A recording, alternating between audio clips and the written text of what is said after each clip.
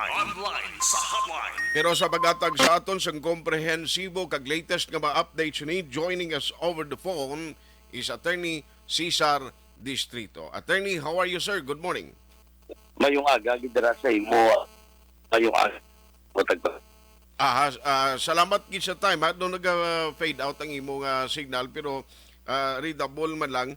Attorney, can you tell us, sir, after sang sining creation sang transition committee and now nakita naton nga based on the record, isa ikaw diri sang ginbutang no nga mag-upod sa sining transition committee nga ginapamunuan no as chairman ni Congreg, ara man si Councilor Al Victor Espino, Attorney Pacifico Maghari, Attorney Romeo Ting Jr. kag Attorney Joseph Chu.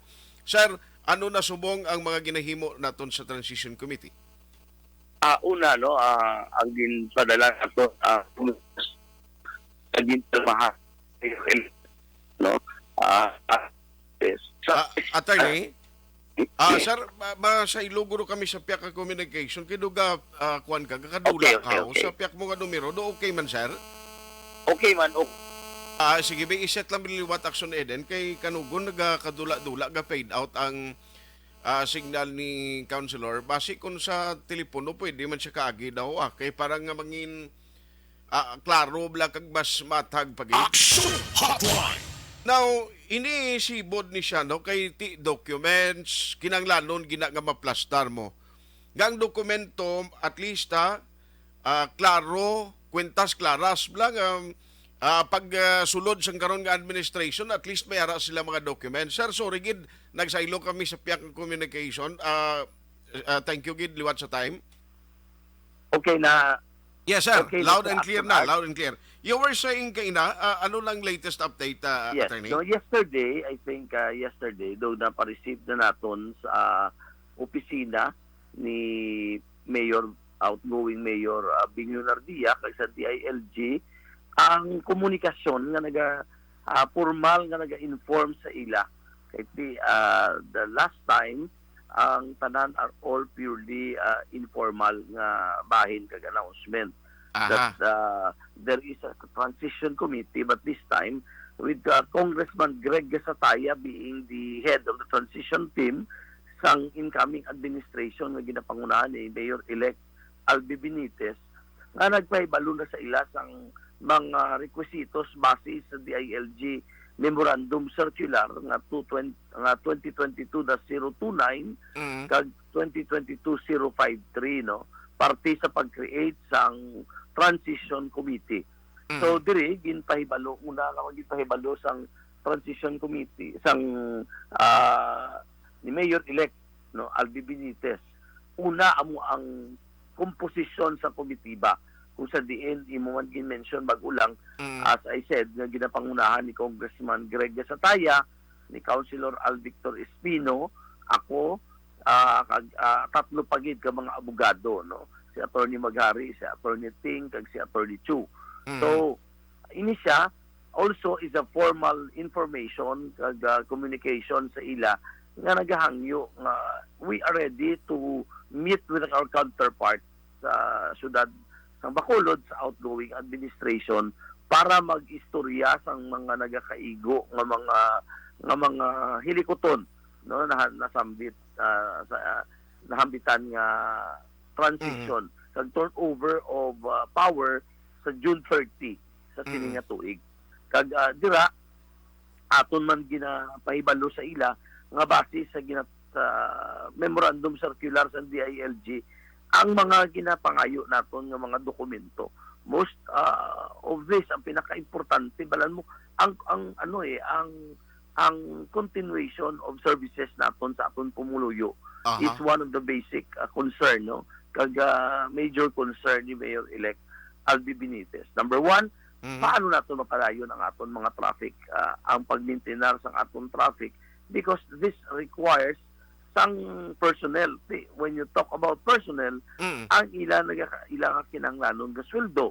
Okay. So we want to know ang financial status kag ang mga records parte dira sa aton sa syudad sa Bacolod no. Kay dira naton mabasihan base sa ila i-turnover sa aton. naman officially we cannot require Mm. the incoming administration, hindi naman ni sila mapwersa Action Art nga maghatag sa aton sa mga report, except of course to ng courtesy nga kung pwede para tayo yun kag hindi na ma-hamper ang serbisyo pag take over ni Mayor-elect Albi Benitez. Pwede na ang tanan ng mga records nga ginahanglanon naton. Okay. Ano mga propiedad ni ara dira? Ano ang mga resources na available para sa syudad? Mhm. Ano ang listahan sa aton mga job order casuals, and who are those nga naga-perform hanggang sa diin hindi sila napang-assign, no? Okay. Because this is one of the mystery nga gusto naton diskubriyon. Pila gid bala ang job order casual sa syudad sa Bacolod? Aha. Iti dira naton makita kung ini ano sinong sigihon kag diin pwede pa makabutang. Iti isa, whether we like it or not, we have to, and whether we admit it or not, Action Art, ang gusto naton diri makita ti kung gusto naton tayo yun ang pag-deliver sa serbisyo publiko sa aton pumunuyo, Mhm. paano nato mamalaan na kung why kita kahibalo sa financial status, Okay. kag kung di in a source, kag kung may available pa bala, kung may bilin pa, Mhm. para nga hindi mahamper ang pagserbisyo nato sa aton pumunuyo. Aha. No, ang mga ang mga cash advances nga nahimo, Okay. ang mga transaksyon nga nahimo, so that we will be able to know kung ano ang mga balayran pa sa syudad pagpungko, ano Aha. ang mga liabilities ang aton gobyerno lokal sa mga suppliers, ang mga proyekto nga wala natapos, kag mga talapuson pa. These are the things that we want to be informed. Kag ang mga ginpang floating, ang mga ginpang haboy sa mga ibang opisina Mhm. na mga empleyado, so that we will be able to know the staffing pattern kag kung diin sila kinahanglan kag kung dapat sila ibalik. No? Okay. But of course, one of the first things nga himuon ni Mayor-elect Albi Benitez sa iya pagpungko, amo ang pagpabalik sa tanan nga mga empleyado Mhm. sa ilang nga mga nagkalain-lain nga mga ilang nga mga mother unit. Ang tawag sila naton back to station, Mhm. sila anay, no? Ang mga department heads, ang mga assistant, ang mga empleyado, para nga we will have to conduct an audit sa ining mga, ang committee will conduct an audit kung diin ini sila na pang-assign, no? So Okay. tawag nato na inventory of personnel dira Action Art. Yes. So you are expecting at least ang ining-inugin pang request, like for example, financial records and all the documents, ang ining list of job order casuals, ma-respond sila positively sa inyong request, attorney. Because number one, we expect them to submit it because Mhm. requirement inasas ang layi, no? Okay. In fact, as early as I think February or March, no? Ara na ina nga circular nga ginapapreparar sa tanan ng mga LGUs, so that Mhm. when the new set of officers will assume, they are ready already to turn over sa mga gina-require ng mga dokumento. Okay. Ang aton mga dirisi, ang mga listahan sa mga empleyado, ang mga financial documents, para at least magpungko, hindi na bala ng matuon ka pa, hindi ka pa nga dito ka pa yung mabaton. Although legally speaking, wala man sang time frame, Mhm. Action Art, kung saan o gina nila dapat ihatag. But we presume nga they will have to submit it the soonest possible time para pag-take over sa June 30, smooth na ang padayon ang pagdumala sa siyudad sa Bacolod. Yes, sir. At least gina-expect ninyo before pang June 30 tani matapos na ni ang pag-communicate manila sa inyo. What if kung beyond June 30 do wala sila sa masabit, di makumpleto na yung maging request nyo, sir? What will happen? Until June 30, the incoming administration wala man kita sang legal authority nga mag-require sa ila, no, except only the DILG, because they are the supervising department Yes. sa aton mga local government unit. Mhm. Pero the moment na mag-assume kita sang mag-assume si Mayor-elect, no, Albi Benitez sang puder by June 30, that's the time of reckoning. We will have to deal with it kung ano na kag maka-require na. Siguro first thing to do ni Mayor-elect Albi Benitez, aside from signing several memorandum and executive orders, Mhm. is also amo ang pag-meeting sa aton mga department head so that we will be able to determine sa ginatawag na inventory of personnel kag mga financial status. Pero we believe that the present administration is willing man siguro nga mag-accommodate sang request, number one, for a meeting, and number two, for the submission the earliest and the soonest possible time sa mga ginapangayo naton. Alam mo, Yes, for sir. example, as I said, gin-mention naton traffic kag ina. Aha.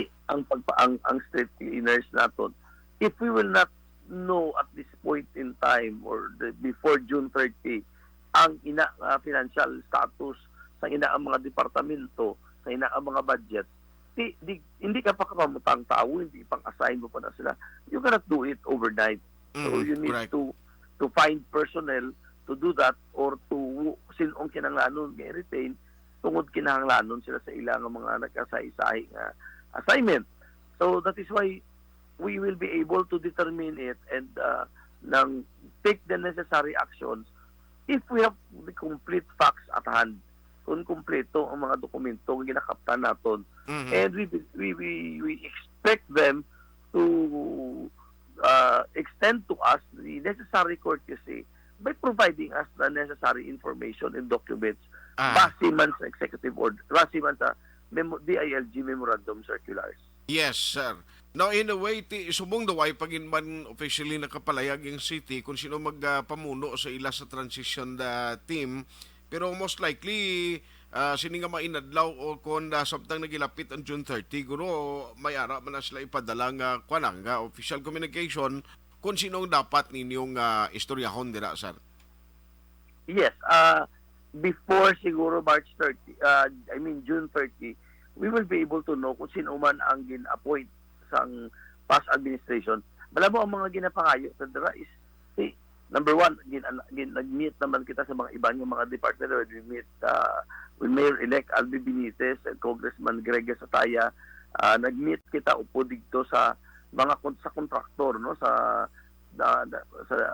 ibang mga representatives, no, including the city engineer's office, ang party sa construction, sa ongoing construction sa Coliseum.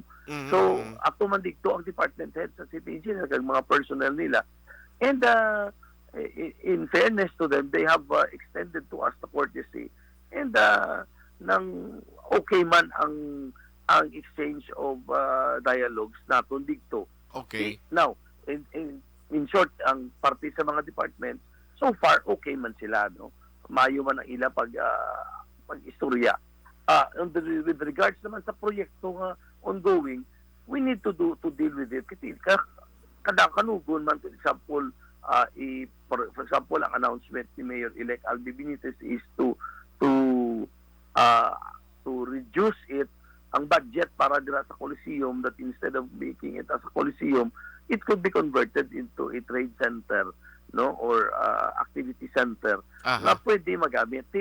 Karon kung padayon na until June 30, the amount of money spent is now much bigger. It would now be a waste of government funds. Yes. So samtang timpano ginuna isa sa ginuna nga maging palabot sa ining administrasyon. Nga this is our purpose. This is what we want. This is what we are planning to do. So kung pwede i-hasten lang anay para nga hindi dako ang mausik, no? Because as I said, legally speaking, we cannot compel them to do mag-stop or to stop the construction kay wala pa man authority until June 30. Yes, Pero sir. as of this time, kung pwede po man lang ma-communicate sa ila kag ma-relay sa ila anong aton mga katuyuan. Second point, aside sa mga departamento, aside sa mga projects nga anong mga ongoing, anong mga talapuson and what we are planning to do, anong mga priority projects naton ni Mayor-elect Albi Benitez, isa pa gid nga lantaw naton dira is gin-announce naman ini ni Mayor-elect Albi Benitez is the creation of the Truth Commission, which will now look into all the transactions, questionable transactions, Okay. nga especially during the time of pandemic sa ining administrasyon, that somehow we can look forward to have a clean slate once the incoming administration starts to assume office. So isa ina Yes, sa sir. mga ginabantayan, I know.